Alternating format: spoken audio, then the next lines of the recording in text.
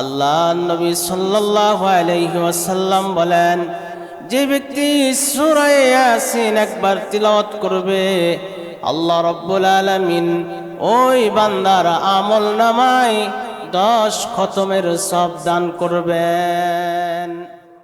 عن أنس رضي الله تعالى عنه قال قال رسول الله صلى الله عليه وسلم إن لكل شيء قلبا وقلب القرآن ياسين।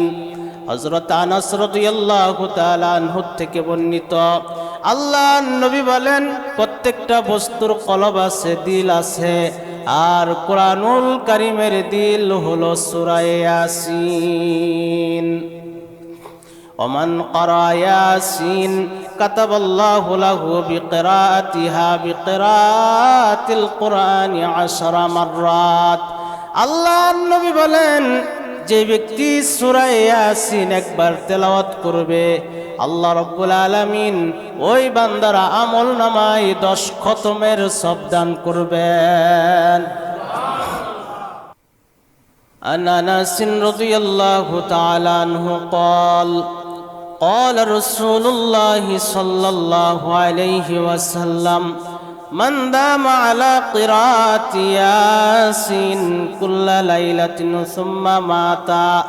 আল্লাহ নবী বলেন, যে বান্দা প্রতি রাত্রি নিয়মিত সূরা ইয়াসিন তেলাওয়াত করবে, সুম্মা মাতা, অতঃপর যদি সে মৃত্যুবরণ করে, মাতা শাহীদা, আল্লাহ নবী বলেন তার মৃত্যুটা শহীদি মৃত্যু হিসাবে গণ্য হবে। যদি কোনো বান্দা প্রতি রাত্রে নিয়মিত সূরা ইয়াসিন তিলাওয়াত করে, আর ওই রাতে যদি তার মৃত্যু হয়ে যায় অথবা দিনে, তার এই মৃত্যুটা শহীদি মৃত্যু বলে গণ্য হবে। তো প্রতিদিন সূরা ইয়াসিন তিলাওয়াত করা, আল্লাহ আমাদেরকে তৌফিক দান করুন।